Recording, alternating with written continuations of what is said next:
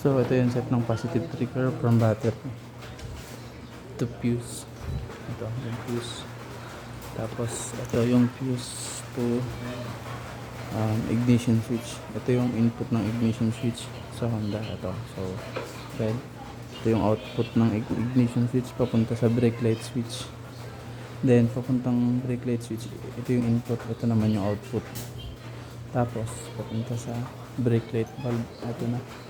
Then yung nagtap pa ng isang brake light sa brake light valve ng positive papunta sa input ng papunta sa input ng ito from valve papunta dito sa input ng starter switch. Then output ng starter switch papunta sa 86. So ayan, ito siya, kulay green. Yan siya. Ngayon direct lang yun. Tapos dito naman sa starter relay, ito yung 30 natin, makapal na wire. Ito siya. Tapos nakatap to sa mismong battery, hindi na dadaan ng fuse. Tapos so ito na yung 86 kanina. Yung 85 na ito direct sa ground, direct nito sa ground ng battery. Tapos itong 87, ito na yung starter motor. Ito yung starter motor, ayan na siya, starter motor. Tapos syempre kailangan natin magtap ng battery ng ground to dito sa battery. So ayan siya. Testing natin. On, preno, ilaw siya. Ilaw. Okay, last stop natin.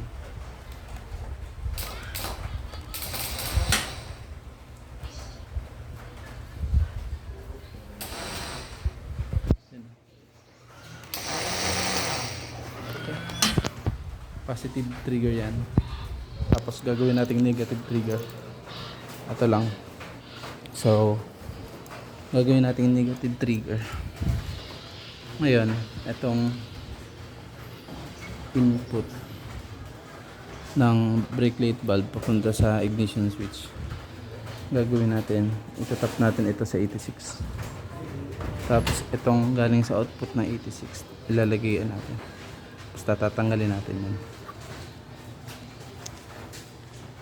Itong galing sa valve, output ng valve, itatap natin dito sa 86.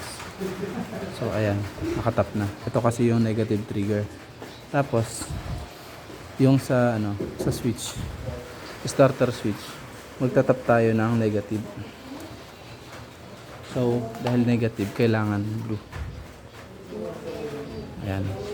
Tapos magtatap tayo na ito sa, ay may nakatap na to kanina, tinanggal ko lang.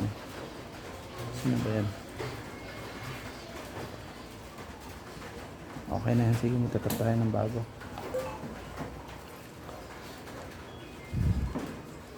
Ito yung input, tatap natin sa negative.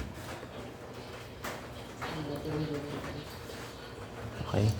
Tapos yung output ng negative, yung output ng itong natin, itong starter switch, lalagyan natin to sa 85. Sa 85. Tama ba? Kasi tinap sa 86. Tama, ito na pala. Tinap ko lang kanina eh.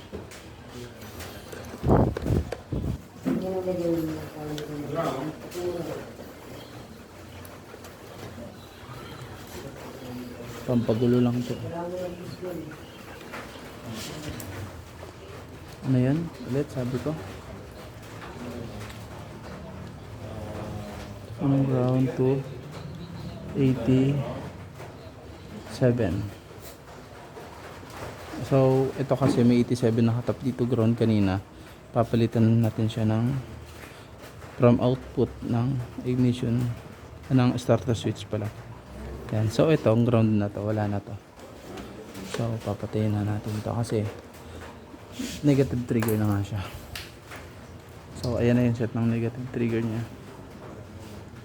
Tingnan natin starter relay. Ito check natin, ito yung 30. Itong 30 sa lalaki. Tapos yung 86 tinap natin sa 86 galing ay hindi tama. Itong 86 pumunta sa brake plate valve, negative trigger to.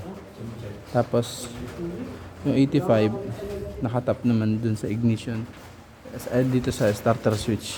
Ito siya, starter switch. Tapos ito na yung papunta ng battery. So di ba, tatlo na nahanap natin. Ito yung 30, itong dalawa, itong block yung 30, itong dalawa 86, 85, then 87 nakatap na sa starter motor. So para gumana siya, kailangan nakatap to sa negative. So ayan na, naka-negative na. Testing tayo, negative trigger. Apak. Okay, may ilaw. Bitaw, apak. Ilaw yan. Ilaw siya. Testing, negative trigger. Okay, success. Ganun lang. Goods.